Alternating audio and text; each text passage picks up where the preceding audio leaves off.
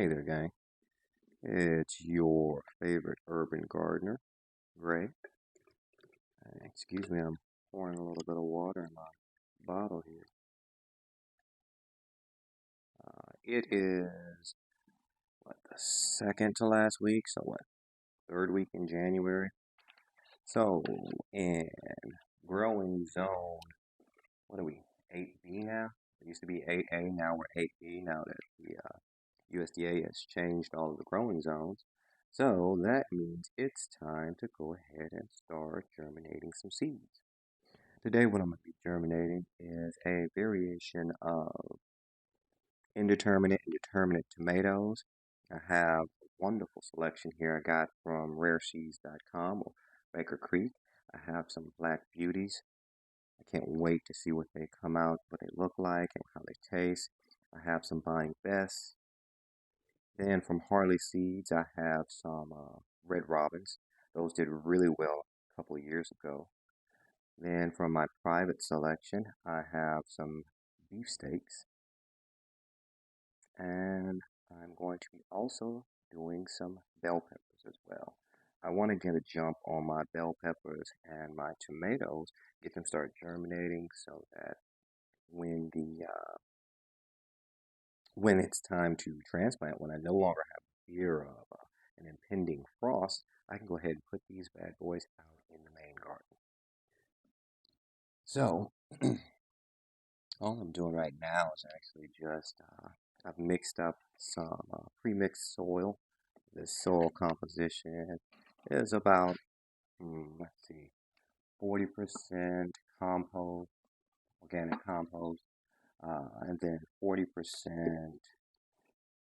or let's say 30% soil, and then 10%, excuse me, no, what, 5? I don't know. I'm losing my math here. I know I got some soil, some compost in here, some dried leaves, and then maybe about 5–10% of perlite as well. Reason being is I want a nice healthy mix, seed starter mix here. And like I've said before in my other videos, you don't need to buy these specialized seed starting mixes because everything a seed needs to germinate is inside that seed. You've probably seen it before in some of my other videos. If you haven't, please check those out. But you don't need a fancy seed starting mix. But what you do need is enough macronutrients once the seed has germinated that it has something to feed the plant as it starts to grow. Hence the reason for the compost and the ground up composted leaves. And these leaves are mulched down because the smaller the pieces of leaves they are, that allows them to break down even further into nitrogen. And if you know anything about tomatoes and bell peppers, both being from the nightshade family, they really do love the nitrogen. They are your nitrogen consumers. So I'm getting my tomatoes and my bell peppers ready. My basil is already ready to go. If you haven't seen my video on companion planting, please check that one out because I always make it a point to plant my bell peppers, my tomatoes, and my basil all together so they can live a symbiotic type of relationship out in the garden. So definitely check that video out if you get a chance. And here we are. We have our last two that are all primed and ready. Now what I'm going to do is add just a little bit of moisture with my spray bottle here to my soil because the soil has been sitting out in the cold for a while. So I have the whole entire mat sitting on a heating pad. Now this isn't a specialized gardening heating pad because I don't believe in buying products specifically tailored for gardening because I feel like some of the companies are just trying to take advantage of gardeners, especially in the spring. For those that don't know any better, and they jack up the price on things. So what I'm using is actually just a run-of-the-mill. You can get at your big box store, or you can get at your drugstore. heating pad and have it set on the lowest setting. That way we can create a nice warm temperature for our soil and definitely aid in the germination process of these seeds. Also, with that being said, since this soil has been sitting out in the cold, and it's about 30 degrees outside right now, uh, soil when first exposed to water is a little bit of hygroscopic. So it's going to kind of repel the water a little bit. So I'm just adding a little moisture there so we can get that nice mix for the seeds as we introduce them. It's very important with your seed friability, your composition. There we go.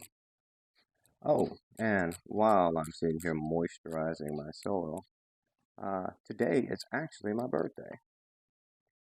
And if you're thinking, wait, Gray, it's your birthday and you're germinating seeds? Yes, I am. Because what you may not know about me is I am actually a fairly busy person. Hence the reason why I haven't put out a new video in a while. I live a very busy life. And so with that being said, I don't always have time to tend to my garden, tend to my seeds. They kind of have to fend for themselves, so to speak. So I want to set everything up in a way that allows them to be able to take care of themselves. So with that being said, on my birthday, I said, you know what? What makes me happy is one, being with my family, and two, germinating seeds, gardening. That's what I like to do. So with that being said, here I am on my birthday, germinating some seeds, planting, and talking with you. I couldn't pick anything better to do. All right, I lost my mini shovel. Where's my mini shovel, guys? Do you see it anywhere in the scene? I put it somewhere. There's my mini shovel. I found you. I love my mini shovel. Here we are. And all we're doing is just kind of pushing those seeds down in the soil. We don't need to really push them that far. I mean, there is a planting depth guide that most of your seed packets put on there, but I disregard this stuff. I've been growing tomatoes so long that I got this, yo. Alright. So we have our 6 Romas planted. We're going to introduce a little bit more water there in a moment. Next, let's go ahead and get our Barney Bests. So our Barney Bests are going to go here.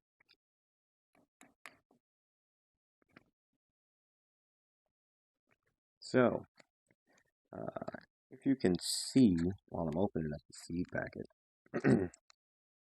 underneath my seed tray, I have some aluminum foil. Now, if you're wondering why I have that aluminum foil, well, first, before I ask this question, or before I answer the question, what do you call it? You call it aluminum foil, or foil paper? So I'm originally from Baton Rouge, Louisiana, so I grew up calling it foil paper. And it wasn't until I moved outside of Louisiana and got into the United States military, uh, somebody corrected me and said, no, it's called foil. I'm like, man, it's been foil paper my whole entire life. Like you saying it like twice, foil paper. It's already given that it's a paper. I don't know. What do you call it? You call it foil paper? You call it aluminum foil? Just for my own thoughts.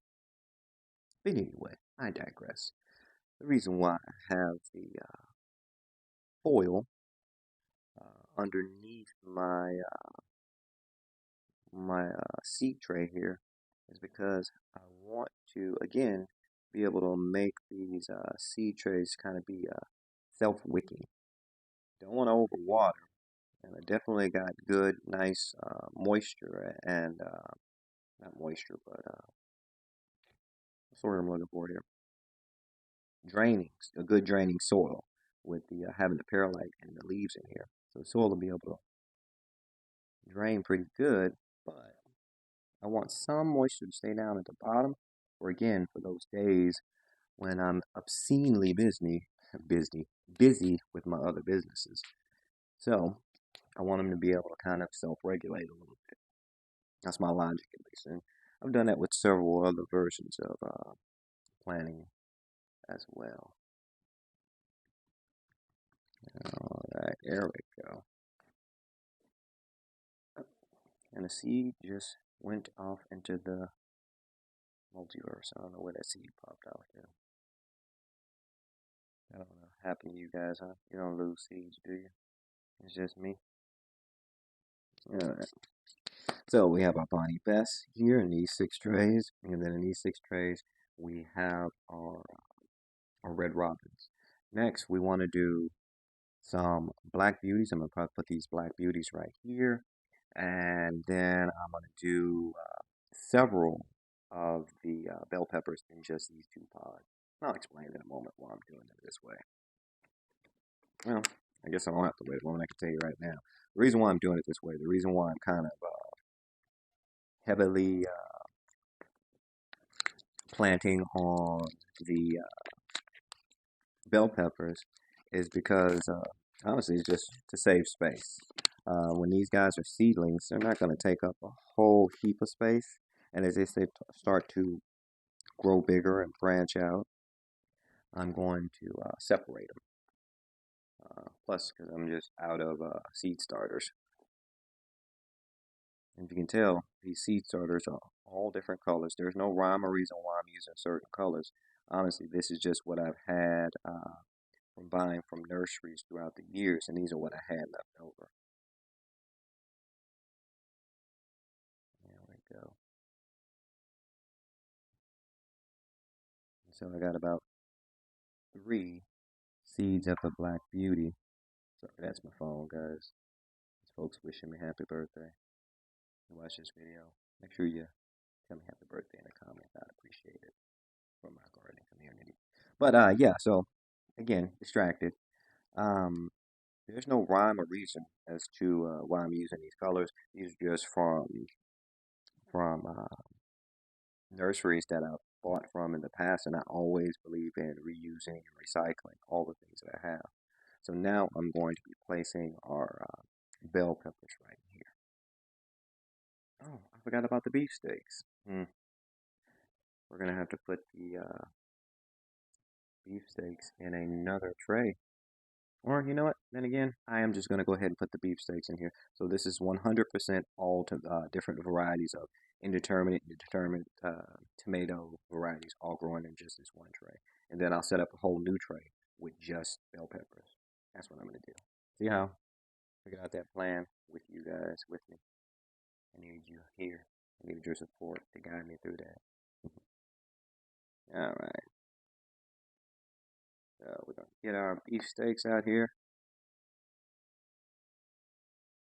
And when planting tomatoes, it's something I learned in my Master Gardener class. It's actually good to plant multiple varieties, depending on when you want your harvest, and of course how much tomatoes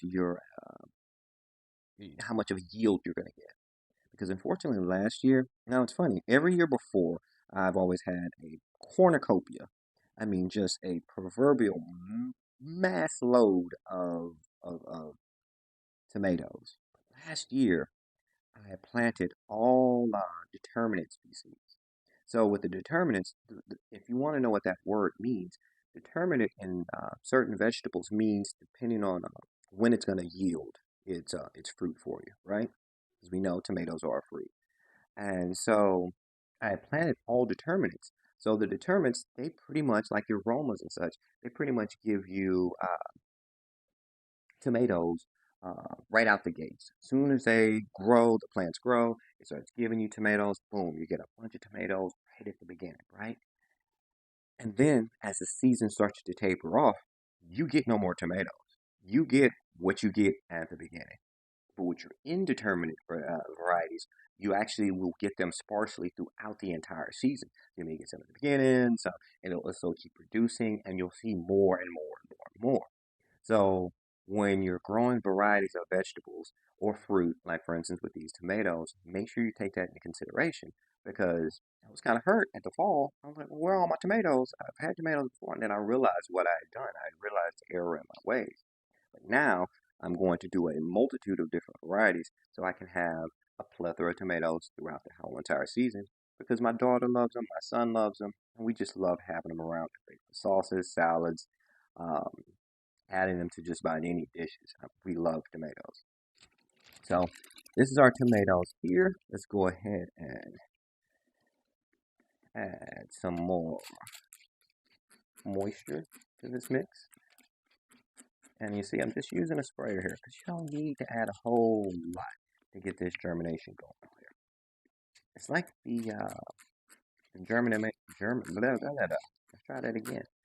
The germination method, I think I filmed before on the channel, where you can use a paper towel, a Ziploc bag, and a windowsill. Yeah, the reason why that works is because when you're germinating the seed, you're just applying the conditions to allow that seed to be able to grow. So, with that being said, I'm providing warmth, I'm providing moisture, and I'm about to apply a little bit of pressure because I'm about to press down on these. But yeah, and you don't want to overdo it with the water. Oh, and this is a tip, especially for my new gardeners. You know, or you're January, you're starting to turn over new leaf. You want to get in the garden, and you're not really sure when it comes to the water. How much you gotta water? A little, a lot. See how I'm just pressing down there? I'm just applying a little bit of pressure with the bottom of the seeds right here, with the seed starter here. Well, when it comes to watering, what you have to take into consideration, what you have to remember, is that plants need water, but they also need air. So your soil composition should be a mixture of like 40, 40% air, 40, like 10%, 15% or so of water, and then the rest of that's going to be your organic matter and your actual soil because you need to have that air in there so that the plant can actually breathe. Because if not, you're creating an anaerobic situation, and that's how you get root rot. That's how you get that presentation of disease because you're choking out the plant, and so that's when the presence of disease is there, and you've set the conditions for disease, and then boom, you've lost your plant. So when it comes to moisture, you do have to water your plants, but remember, you don't want to choke them out. You don't want to drown them. And if you're seeing this and you're thinking, well, great, wait a minute. Haven't you done videos before where you're doing propagations in water? Yes, I totally have. But since it's the lack or the lack of the presence of of air, excuse me, the plant is actually getting their air from the water. Remember, composition, the chemical components of water is what? H2O, two hydrogen, and then oxygen. So it is oxygen in there. But when you're doing it in a soil or a growing medium, you do need to have some air in there as well. So just kind of keep that in your mind. But we got all these tomatoes planted. We haven't done our bell peppers, but guess what? We're going to do that one a little bit later once I have everything set up. I appreciate you hanging out with me here today while I grew not grew, but sowed some seeds. Make sure to come back and check me out once I have these guys transplanted, and definitely once I harvest. I appreciate you for watching and hanging out with us. This has been Urban Garden with Gray. If you haven't subscribed yet, do me a favor and hit that subscribe button. All right, you guys take it easy. And remember, enjoy life, enjoy family, and enjoy your garden. Enjoy life, enjoy family, and enjoy your garden. Thanks for watching, guys.